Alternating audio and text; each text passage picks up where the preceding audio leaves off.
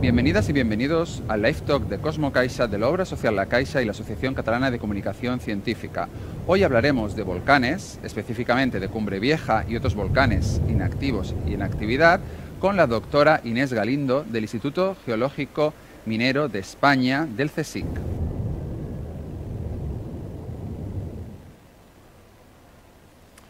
Hola, doctora Galindo. Muchas gracias por aceptar la invitación a estar esta tarde en Live Talk de Cosmo Caixa para hablar de volcanes. Primero, bienvenida, muchas gracias. Y nos gustaría preguntarte cómo se activa un volcán. Bueno, buenas tardes, muchas gracias por la invitación. La verdad es que es un placer estar con ustedes esta tarde.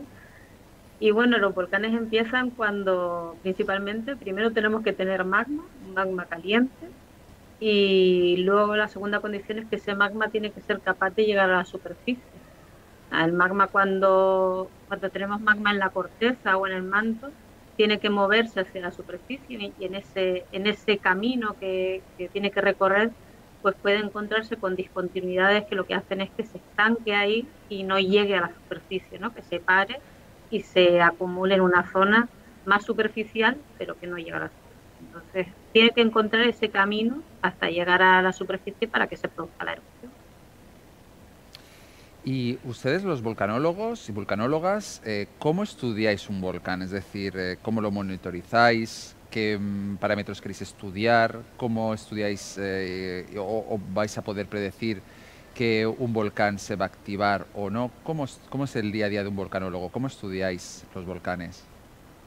Bueno, tenemos antes de una erupción, o sea, normalmente lo que tenemos es mucho trabajo de campo, de estudiar cómo han sido las erupciones en el pasado, ¿no? Porque aprendiendo de lo que ha ocurrido antes, podemos hacer esos pronósticos de cómo pueden funcionar las erupciones en el futuro, ¿no? Ver cómo se han distribuido los centros de emisión, o sea, si son erupciones muy dispersas en el espacio o están concentradas en una zona principal, si el volumen de magma emitido es muy grande o es muy pequeño, si son fisurales, o sea, si se producen a lo largo de una fisura eruptiva o en un volcán central. Hay mucha información que hay que estudiar, la parte geoquímica, la parte estructural, esa parte de cómo el magma se mueve dentro de la corteza e intenta ascender hacia la superficie. Y luego tenemos, bueno, la parte de la modelización, de cómo se pueden emplazar esas coladas de lava, por ejemplo, en base a los datos que tenemos de campo, de cómo han sido las erupciones previas, podemos realizar modelos para ver qué zonas podrían ser afectadas por futuras erupciones, ¿no? Siempre teniendo en cuenta pues dónde está la mayor probabilidad de que se abran los nuevos centros de emisión. Hay muchos tipos de trabajos diferentes en volcanología. La volcanología es una ciencia multidisciplinar. No hay una Ujú. carrera de volcanología, sino que somos geólogos, físicos, matemáticos. Estamos especializados en distintos aspectos de la volcanología. Y bueno, nosotros en el Instituto Geológico y Minero de España nos dedicamos más a esa parte geológica, de estudiar, de investigar cómo son las erupciones, qué es lo que puede pasar una vez que empieza una y en este caso cuando empieza la erupción, pues ir asesorando y ir observando cómo se mueven las coladas, si son coladas muy fluidas o menos fluidas, si pueden el tipo de comportamiento que pueden tener, la dispersión de los piroclastos, si el cono puede derrumbarse o no, si es más estable. Hay muchos aspectos que hay que ir observando y bueno, trabajamos normalmente con proyectos de investigación y en estos casos, bueno, pues actuamos en la emergencia. En el ICME tenemos un servicio que es la USGE, que es la Unidad de Respuesta Geológica Ujú. de Respuesta a Emergencias Geológicas. Y bueno, en ese campo estamos trabajando ahora en la erupción de La Palma, que además formamos parte del comité científico del Plan Especial de Protección frente al riesgo volcánico de protección civil. Además de Cumbre Vieja, ¿hay otros volcanes activos ahora en España? Sí, bueno, Canarias se podría decir que es toda una zona volcánicamente activa. Hay una isla nada más que no ha tenido erupciones en los últimos 10.000 años, que es el periodo de tiempo que se suele considerar para decir Ujú. si una zona está activa volcánicamente o no. Bueno, eso es lo que se hace en general. Hay zonas que tienen volcanes, hablamos de volcanes más grandes, tipo el Teide, que pueden tener erupciones o sea, más espaciadas en el tiempo, y bueno, eso hay que tenerlos un poco más en observación, sobre todo si tienen cámaras magmáticas someras. Pero bueno, lo importante es ver si, eso, si en los últimos 10.000, 15.000 años pues ha habido erupción, han tenido erupciones. En Canarias solo ha habido una isla, que es La Gomera, en la que no ha habido erupciones en ese tiempo, pero bueno, tenemos todo el archipiélago, es una zona volcánicamente activa desde Lanzarote o el archipiélago Chinijo en la zona más en la zona este hacia la zona oeste, que estamos en El Hierro y La Palma, que El Hierro tuvo una erupción en 2011 y ahora estamos con esta erupción en La Palma. Fuera de Canarias tenemos en España zonas activas. Se discute un poco sobre la edad de las erupciones más recientes. En La Garrocha se habla pues de zonas de entre 15 y 16 mil años. Hay otras dataciones que podrían indicar 6, 7 mil. Entonces estarían dentro de ese volcanismo activo, pero bueno, claramente en la zona más activa en España son las Islas Canarias. Ujú. Sí, justo has comentado la Garrocha. Aquí tenemos de fondo muestra de una parte de la erupción volcánica de la Garrocha, de aproximadamente de unos 10.000 años, como comentabas, ¿no? Este periodo que decías entre 6.000 y 15.000 años. Volviendo a Cumbre Vieja, ¿qué hemos aprendido del volcán? ¿Qué sabemos? ¿Qué gases se han emitido? ¿Qué material ha expulsado? ¿Nos puedes comentar qué habéis hallado los investigadores? Hemos aprendido muchísimo. Es la primera erupción histórica en Canarias, o sea, que está siendo monitorizada en superficie, o sea, una erupción en superficie, porque la del Hierro fue una erupción submarina y solo pudimos ver en superficie algunos de los productos de la erupción, pero ahora estamos viendo todo desde el principio, desde cómo se abrieron los primeros centros de emisión, cómo ha ido evolucionando la sismicidad con los observables que teníamos en superficie, o sea, los cambios en los centros de emisión, los derrumbamientos de los conos, la emisión de las coladas. Ha sido muy interesante ver cómo se van formando los tubos volcánicos y cómo tenemos distintos niveles de tubos volcánicos que seguramente después de la erupción serán accesibles, ¿no? Habrá que esperar a que se enfríen las coladas y ver qué zonas son seguras y cuáles no. Pero bueno, también hemos tenido información sobre los depósitos piroclásticos, tanto la emisión de proyecciones de proyectiles balísticos, ¿no? Ujú, De las bombas que hay alrededor de los centros de emisión, como de esas partículas que son más finitas, los piroclastos más finos, que son el lapilli o la ceniza, ¿no? Bueno, hemos visto cómo llega la ceniza a las islas del Hierro, de La Gomera, incluso a Tenerife, ¿no? ujú. Bueno, es un aprendizaje continuo, cómo han ido cambiando la distribución de los centros de emisión, cómo se iban moviendo las coladas en función de cómo cambiaban los conos. Y yo estoy hablando en pasado Sí. porque hoy vemos cómo ha bajado mucho la actividad, pero vamos, todavía no podemos dar por finalizada la erupción, ¿no? Tenemos que seguir observando y la formación de los deltas lábicos también ha sido muy interesante porque además se ha podido observar no solo en superficie cómo se formaban, sino cómo, a pesar de no crecer en superficie, veíamos cómo los tubos volcánicos seguían alimentando la zona y gracias al Instituto Español de Oceanografía, que ha podido hacer la batimetría actualizada en distintos momentos de la erupción, pues hemos visto cómo también esa parte submarina, esos cañones submarinos se iban rellenando de lava, que son otro tipo o sea, es la misma lava, pero el proceso de emplazamiento debajo del agua es diferente. Ujú. Y hemos tenido lavas almohadilladas bueno, que han sido muy espectaculares de grabar también. Claro, porque cuando la lava alcanzaba el mar, se producían, claro, por el contraste de temperaturas, ¿no? La lava a unos 1.000 grados aproximadamente, la temperatura del mar, pongamos a unos 10, 15 grados, al ponerse en contacto, una serie de emisiones, digamos, de evaporación del agua que pasa de estado líquido a estado gaseoso. Y claro, todo esto también puede ser peligroso para la salud de los habitantes de la zona. Es decir, ¿qué mensajes vosotros desde el Instituto Geológico y Minero de España, desde los vulcanólogos y personal de prevención de riesgos de la población, podéis hacer llegar a la población para que no estuviera en contacto con estos gases o estas emisiones peligrosas para la población? Bueno, en realidad con todo lo que haces, lo mejor que podemos hacer es confinarnos, ¿no? Ujú, Estar en una zona tener la menor exposición posible. ujú, Con la parte de las partículas finas, de las cenizas, sobre todo ujú, las más finitas, muy importante el usar las mascarillas, una ujú, FFP2 o 3, pero protegerse. ujú, Ahora no solo durante la erupción, sino después de la erupción quedan muchas cenizas que no están cementadas, o sea, no están, o sea, son muy fácilmente removilizables por el ujú, viento.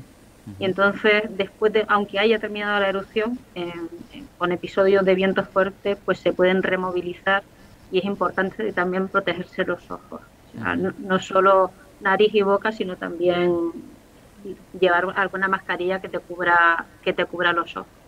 ujú. Porque esas partículas, ¿qué tamaño tienen? Más o menos, ¿son PM tipo PM10 o son más grandes? PM10, PM2,5 puede haber, Ajá. o sea, hay que estar atentos a las alertas que se dan Ujú, desde el PEVOLCA o desde el propio Cabildo ujú, de la isla, porque esas partículas pueden estar en el aire ujú. y nosotros no estar viéndolas, ¿no? Claro. Son muy pequeñas. Entonces, bueno, en ese sentido siempre, en este tipo de emergencias y en cualquier otra, hay que estar muy pendiente de lo que nos indican las autoridades. Quiero recordar que estamos en directo, que los espectadores pueden hacer preguntas a través del chat que tenemos habilitado. Así que si tenéis alguna pregunta para la doctora Galindo, bienvenidos, bienvenidas a poder hacer estas consultas. Comentabas, doctora Galindo, que tenéis indicios de que se está ralentizando la actividad del volcán de Cumbre Vieja.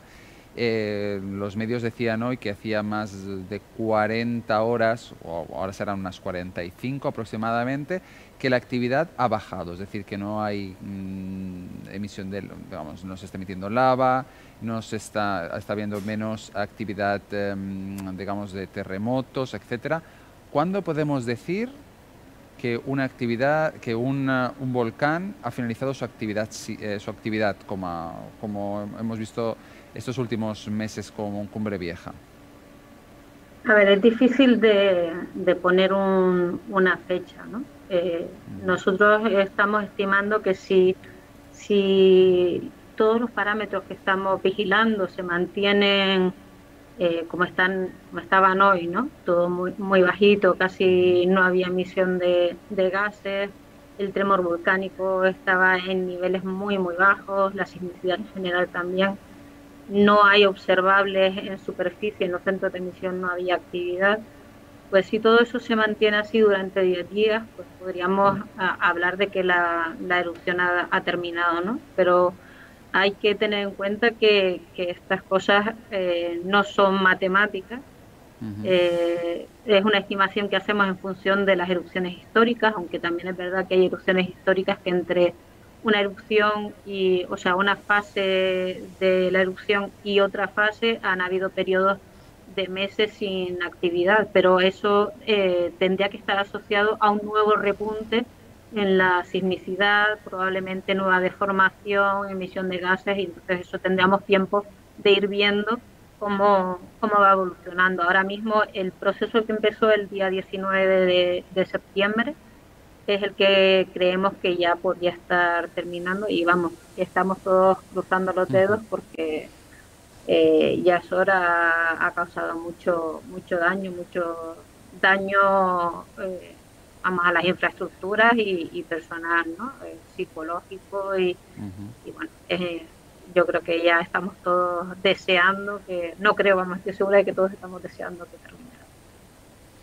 Sí, igualmente vosotros y vosotras, los vulcanólogos y vulcanólogas del Instituto Geológico y Minero de España, seguiréis estudiando y monitorizando la zona de Cumbre Vieja para ver esto, ¿no? Para hacer ese seguimiento de la sismicidad, seguir obteniendo datos para ver cómo baja esta actividad del volcán, ¿no? De hacer un monitoreo, aunque se pueda decir que a lo mejor en 10, 15 días deje de estar activo, seguiréis haciendo este seguimiento, ¿verdad?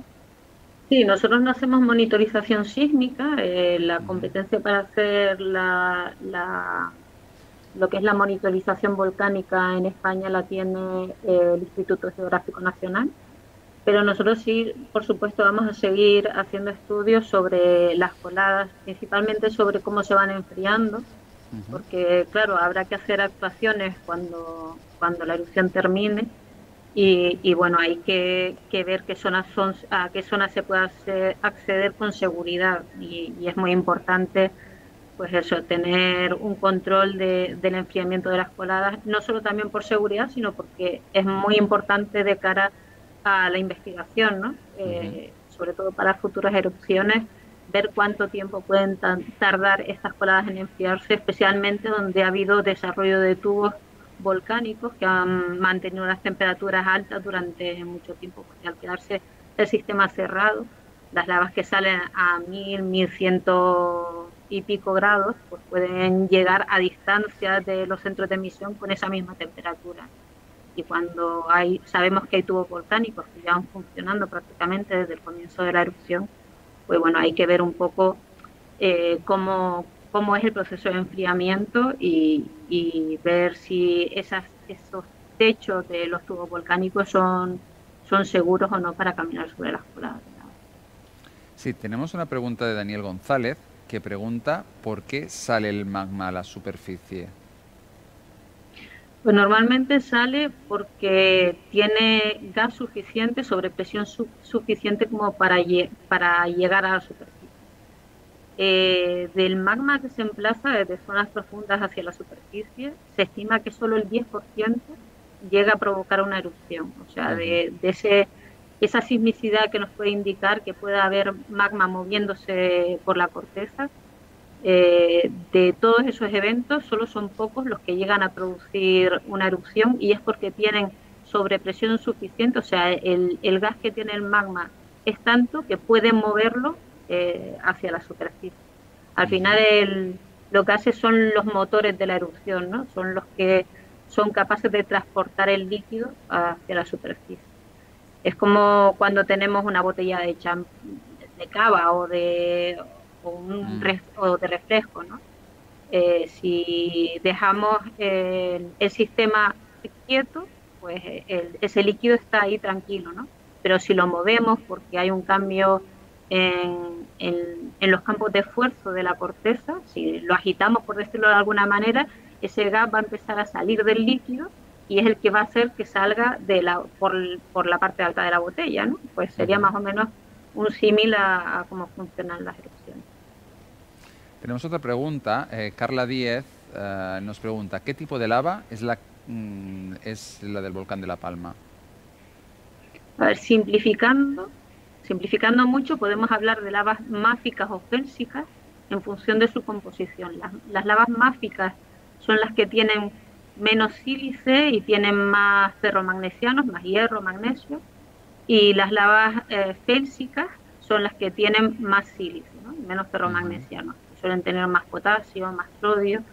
Entonces, aquí estamos con lavas mágicas, son basanitas, vamos, son lavas que son muy poco evolucionadas.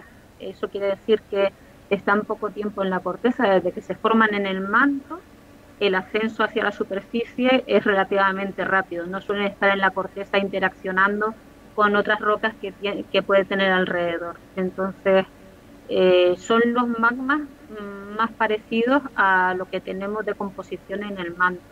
Es una ujú. información también que nos dan eh, la composición de las rocas que vemos en superficie, ¿no?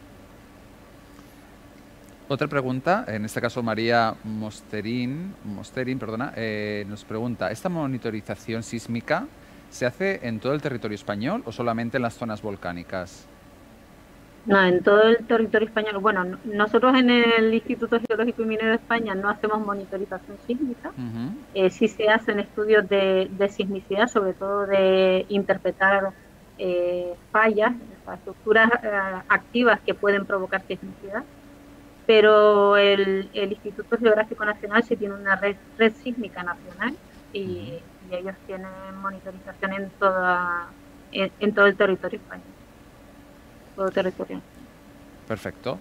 Lorena Ruiz nos pregunta, ¿el magma se forma más por la temperatura, por descompresión de las rocas en profundidad? ¿Esto es correcto? Si es así, la descompresión se explicaría por las fracturas, fallas del terreno y otros factores. Supongo que es parecido a lo que ya habían preguntado anteriormente, ¿no? Que...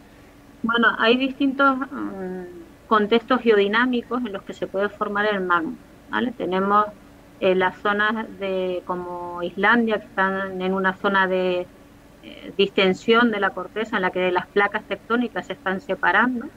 Entonces el magma se puede formar por descompresión y normalmente en esas zonas el magma también está más cerca de la superficie. Y luego tenemos las placas tectónicas en las que una placa está emplazándose por debajo de la otra, son Ujú, las zonas de subducción, y en estas zonas también tenemos magmas que se forman por la presión, principalmente la presión que se produce entre esas dos placas, ¿no? Simplificándolo un poco. ujú, Y tenemos un tercer ambiente geotectónico que son los puntos calientes o las plumas mantélicas, son zonas como Canarias, en las que no estamos en un contacto entre placas tectónicas, pero sí existe una anomalía térmica en profundidad que es la que facilita que se genere el magma. La discusión de cómo se genera, cómo sale y demás, ujú, pues es un tema todavía de discusión. ujú. Pero bueno. Xavier Navarro nos dice que le gustaría saber si ha habido cambios a lo largo de las erupciones en la composición de las lavas y si esto se puede asociar a la actividad del propio volcán. No sé si está refiriéndose solo al volcán de La Palma o se refiere a los volcanes en general. Bueno, da igual porque en casi todos los volcanes se suelen producir cambios en la composición química. Ujú, Los cambios en la composición química del magma están muy relacionados con de dónde viene y dónde se emplaza la cámara o el reservorio magmático. ujú, Normalmente los magmas más profundos tienen una composición, como decía antes, poco evolucionada, o sea, que es ese manto, que los ujú, minerales que forman el manto se funden y generan un líquido, y ese líquido se va moviendo y en su movimiento hacia la superficie pues puede ir interaccionando con otras rocas. A veces llega a una zona de la corteza en la que ese magma o esa cámara magmática puede estar 100.000 años, 200.000 años interaccionando con otras rocas y es ahí donde va cambiando mucho la composición. ujú. ¿Vale? Se va enriqueciendo de las rocas que tiene alrededor y va perdiendo esos minerales pesados, más pesados, más densos, que traía de las zonas más profundas.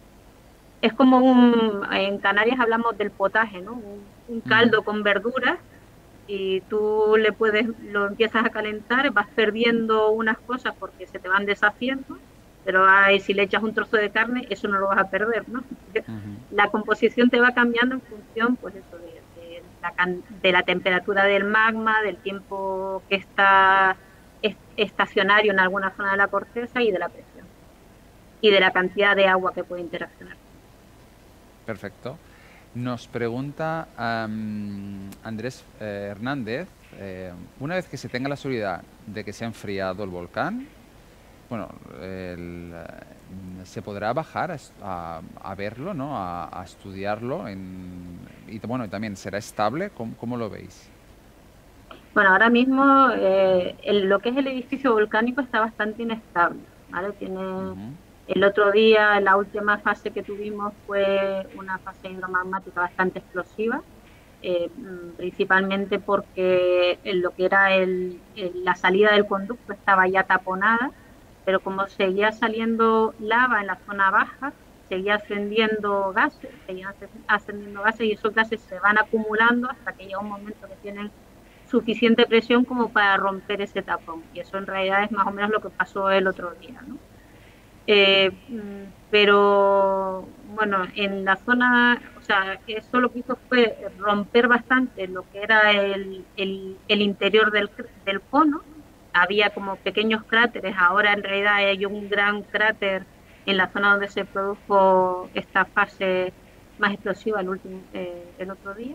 Ujú. Y bueno, normalmente se van produciendo, después de que termina la erupción, se van produciendo inestabilidades en los bordes del cráter que van cayendo dentro y van taponando lo que sería el conducto. Además de que queda la lava solidificada dentro, hay desprendimientos que van rellenando el cráter. Por lo tanto, ahora mismo lo que sería el interior del conducto magmático no quedaría abierto como para poderlo ver. Hay volcanes en los que la última fase eruptiva incluye una salida de agua caliente y en Ujú. ese caso sí quedan como unos conductos verticales que se pueden observar. Lo que sí se podrán observar son los tubos volcánicos, pero antes de poder ver esos tubos volcánicos, además de que se enfríe la lava, hay que ver si es seguro Ujú. visitarlos, ¿no? Hay, hay tubos volcánicos que están adaptados para la visita. De hecho, al lado de donde están las coladas por la zona sur, ahora en La Palma, estaba la Cueva de las Palomas, que es un tubo volcánico que había un centro de visitantes asociado a la erupción del San Juan, o sea que hay tubos visitables. En Lanzarote también hay varios tubos, pero hay otros que bueno, que no se pueden visitar por temas de seguridad. Habrá que ver qué es lo que se puede adaptar y qué no, y qué nivel de dificultad se podrá, o sea, habrá tubos volcánicos que sean accesibles solo para personas que sean especialistas en espeleología y otros que podamos visitar con niños si está. Perfecto. Rosa Vilalta nos pregunta, ¿qué pasa dentro de la Tierra para que se genere un volcán? ¿Hay relación entre los volcanes, entre ellos, aunque estén lejos? A ver, todo está relacionado, pero a veces establecer relaciones es muy complicado. Como comentaba antes, hablaba de esos de distintos ambientes geotectónicos. Las placas se mueven en la superficie terrestre y ese movimiento de placas, por un lado empuja, por un lado comprime, por el otro lado descomprime. Entonces, aunque puede haber lapsos de tiempo entre la generación de magma que produce esa compresión y esa descompresión, pues no estamos en un sistema cerrado. Todo está conectado, pero no quiere decir que porque haya un volcán en el otro lado del mundo tengamos que tener otro Ujú. en el otro lado de esa placa. Igual es complicado establecer una relación, pero sí hay estudios que hablan de relación entre unos volcanes y otros y el Ujú. movimiento de las placas. Juan Fernando Mangas nos pregunta, hola, en la teoría del punto caliente, ¿cómo se explica la erupción del Timán Falla? Un saludo. Pues eso es uno de los puntos que no apoyaría la teoría del punto caliente en Canarias. En Ujú. Canarias hay distintos, eso es un problema que no está resuelto, un problema científico que no está resuelto. Hay partidarios de ese punto caliente, hay otro grupo de investigación que piensan que hay una influencia de la tectónica, Ujú. o sea, del movimiento del Atlas, de la apertura del Atlas con el volcanismo. Bueno, y esa teoría del punto caliente, que están, para los que no sepan lo que es, lo que quiere decir es que hay una zona con una anomalía térmica en el manto y que la placa tectónica se va moviendo sobre esa anomalía. Ujú. Entonces, si tenemos esta es la anomalía y la placa se va moviendo, cuando pasa por aquí se va a formar aquí un volcán, ¿vale? Pero cuando se va moviendo lo tendremos en otra zona, ¿no?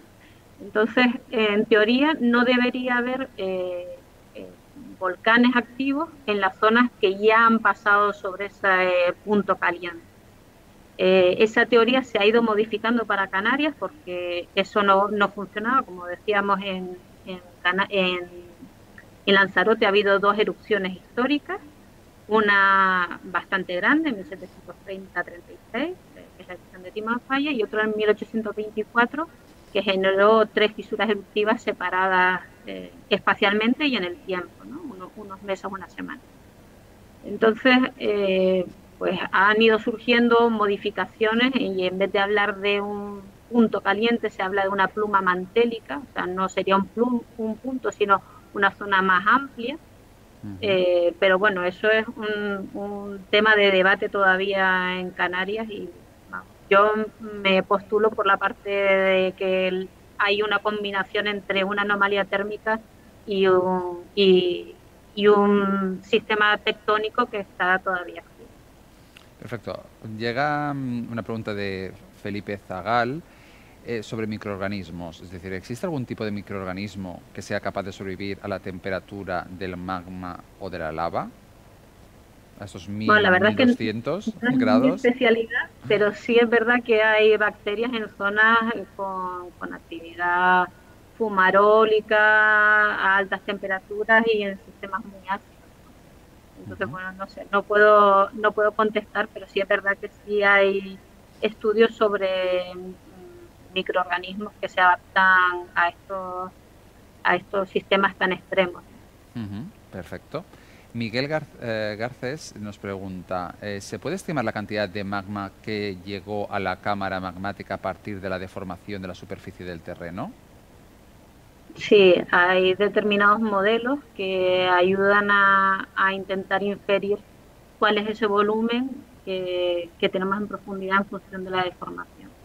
Lo que pasa es que, claro, son complicados al final tener, o sea, en función de la deformación puede ir aumentando y lo que se suele tener en cuenta al final es esa última deformación que se ha tenido para estimar la cantidad del volumen de magma. También se puede estimar el volumen de magma en profundidad a partir de la cantidad de magma que tenemos en superficie, ¿no? Teniendo en cuenta pues que solo una parte del magma que se emite es la que, o sea, una parte del magma que se emplaza en profundidad es el que se emite en superficie. Una pregunta de Eduardo Mayoral dice, si la erupción cesa sin terminar de vaciarse la cámara, ¿podría evolucionar y causar erupciones más violentas o erupciones futuras? A ver, las erupciones siempre cesan antes de que se vacíe la cámara. Como decía antes, no todo el magma sale a la superficie. Ujú. Eh, en erupciones como la que tenemos en La Palma, en las que normalmente es un magma que sube hacia la superficie relativamente rápido, hablando en términos geológicos, o sea, en La Palma, desde que empezó a ascender magma hasta que hemos tenido la erupción, han pasado unos cuantos años, ¿no?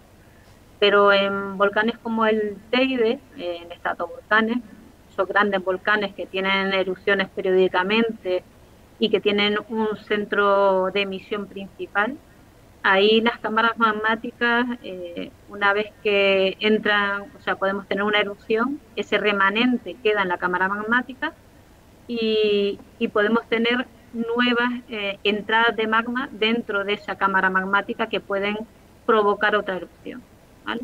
Pero son sistemas un poquito más complejos y no es tan fácil, ¿no? Hay distintos factores que pueden afectar. Perfecto. En Rosamond, bueno, tenemos una pregunta que más o menos se va, digamos, repitiendo con distintas formulaciones, tanto en qué fase está el volcán, o Rosamond nos pregunta, ¿qué opinión tienes si crees que el volcán de La Palma se está apagando definitivamente o se está, digamos, dejando de ser activo? Y no volverá a emitir lava al exterior. Ella indica que ya sabe que no se puede saber, pero ¿qué opinas sobre en qué situación actual tenemos el volcán?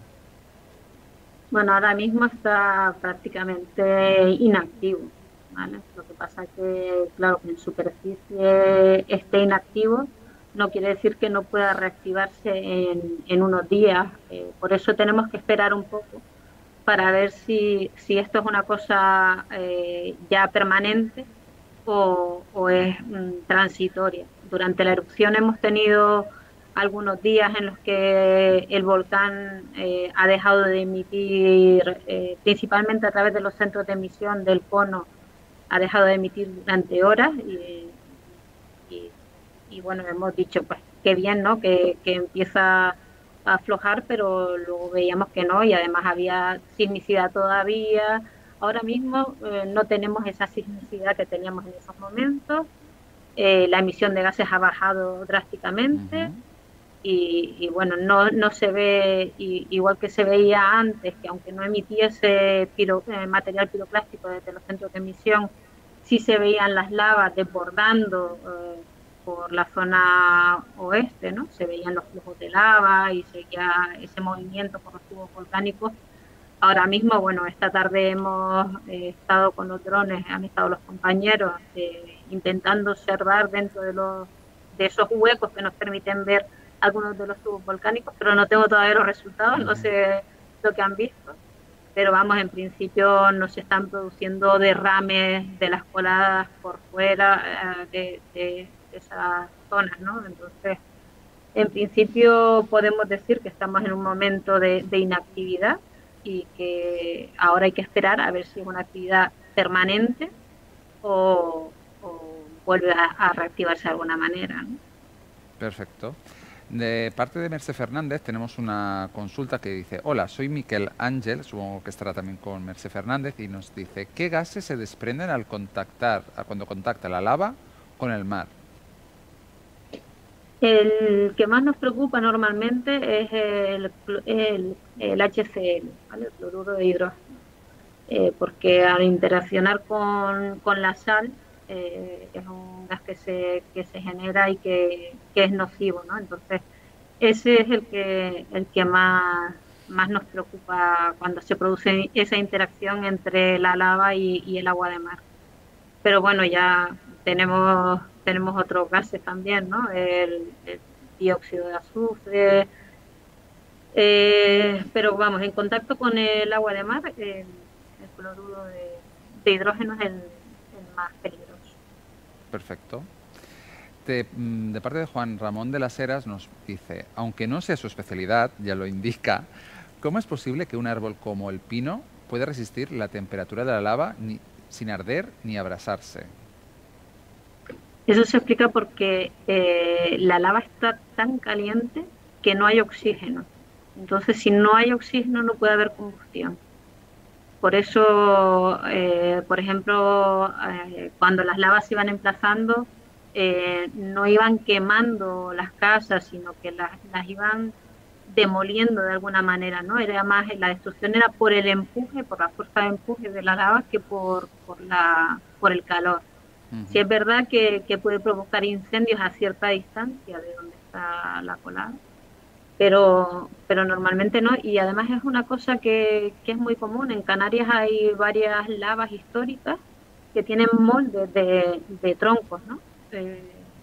Y de hecho los pinos canarios son unos pinos que se han adaptado a esas altas temperaturas. De hecho son muy resistentes a los incendios, por suerte, porque solo si se quema su núcleo, ¿no? Es cuando mueren, si no pueden regenerar muy fácilmente. Yo creo que Ujú. eso es una cosa que les viene de adaptación al volcanismo, no tanto a los incendios, sino al propio volcanismo, ¿no? La formación geológica de las islas. Qué bien, muchas gracias por aclararnos esta cuestión. José Luis Salazar nos pregunta: ¿qué implica la cámara magmática somera del Teide para predecir posibles futuras erupciones? Gracias y saludos. Bueno, en la cámara magmática del Teide hay varios estudios, hay algunos estudios recientes Ujú. que sugieren que hay como dos cámaras magmáticas diferentes.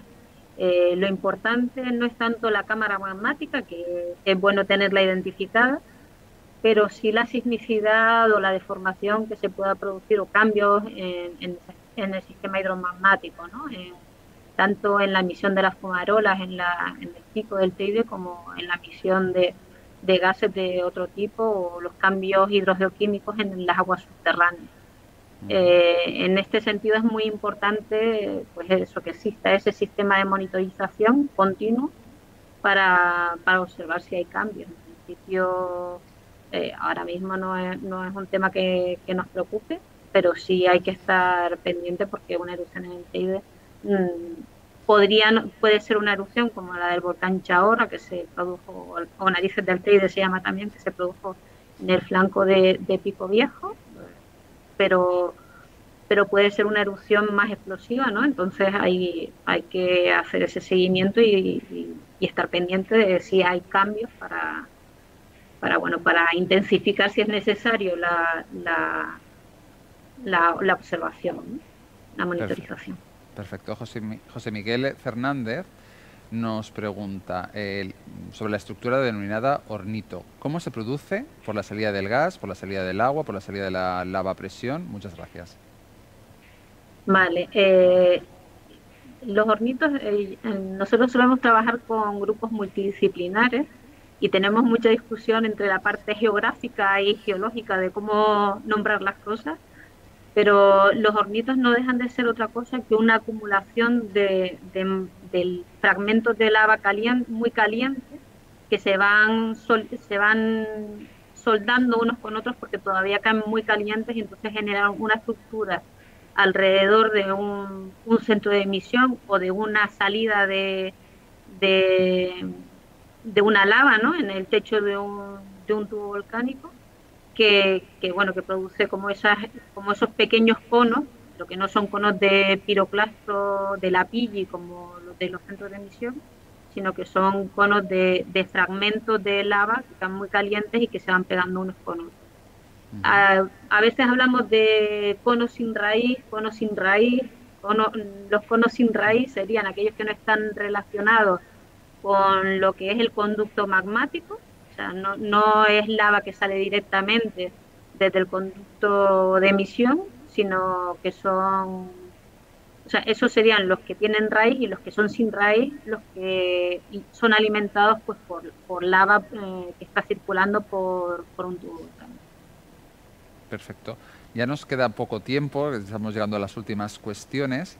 Tenemos una cuestión de Cristófol Pons que nos dice: ¿cómo afectan los volcanes a la atmósfera, al medio ambiente, tanto en el caso de La Palma como a nivel global? ¿Es comparable a la contaminación de la actividad humana? Aquí nos habla de la relación entre las emisiones de los volcanes y su afectación climática. Sí, la verdad es que tienen un efecto bastante grande, sobre todo las erupciones explosivas. ¿Vale? Ahora, durante la erupción de La Palma, viendo que no es una erupción tan explosiva, también se ha emitido gran cantidad de dióxido de azufre a la atmósfera, pero bueno, es una cosa que está en estudio. Pero sí hay erupciones muy explosivas, como no sé, la del Pinatubo o otras erupciones de larga duración, como incluso para Timanfaya. Para la erupción de Timanfaya hay algunos estudios que hablan de que provocó la reducción del crecimiento de los pinos en el Pirineo, ¿no?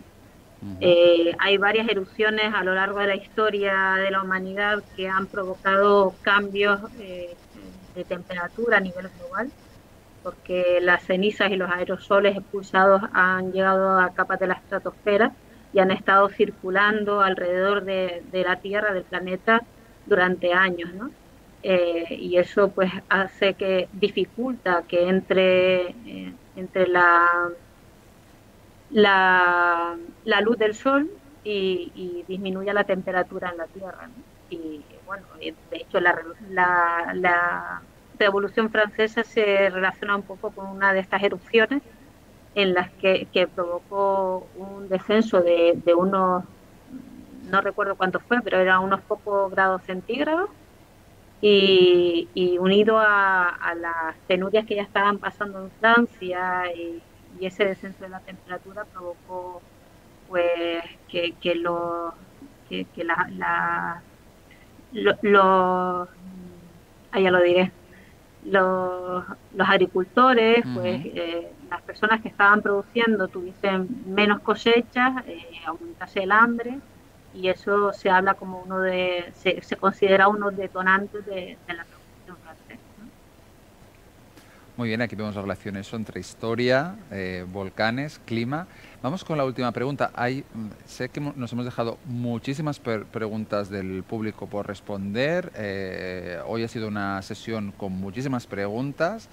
Y vamos a la última. Yo también tenía algunas otras preguntas que se han quedado en el tintero, pero bueno, el tiempo es limitado y estas sesiones son un poco así. La última pregunta es de Isabel Abad. La montaña de Todoque y de la laguna, que han sido rodeadas por la lava, ¿son también formaciones de origen volcánico? Sí, exactamente. Son dos conos volcánicos. No están datados, o sea, no sabemos la edad exacta que tienen, pero sí tienen varios miles de años y sí, en realidad la mayoría de las montañas, no todas, pero la mayoría de las montañas que tenemos en La Palma, sobre todo en la zona sur, ¿no? O al sur de lo que es la caldera de Taburiente, son conos volcánicos. Y eso ya nos está diciendo que estamos en un territorio volcánico. Pues muchas gracias. Lo tenemos que dejar aquí. Había muchas preguntas de cómo, sobre metodología para detectar pues, el trabajo que estáis realizando tan magnífico desde La Palma, pero lo tenemos que dejar aquí. Muchas gracias, doctora Galindo, por esta sesión. Se podrá visualizar más tarde en el canal de Cosmo Caixa. Esperemos tenerla en un futuro, en las futuras ediciones. Pero bueno, nos despedimos aquí del ciclo del 2021. Esperamos a los espectadores en el ciclo de 2022, que ya tenemos confirmadas las próximas sesiones desde enero hasta junio. Como sabéis, es un miércoles al mes, así que os esperamos con vuestras preguntas, vuestras dudas en el canal de Live Talk de Cosmo Caixa en colaboración con la Asociación Catalana de Comunicación Científica. Muchas gracias, doctora Galindo, y hasta la próxima. Muchas gracias, un placer.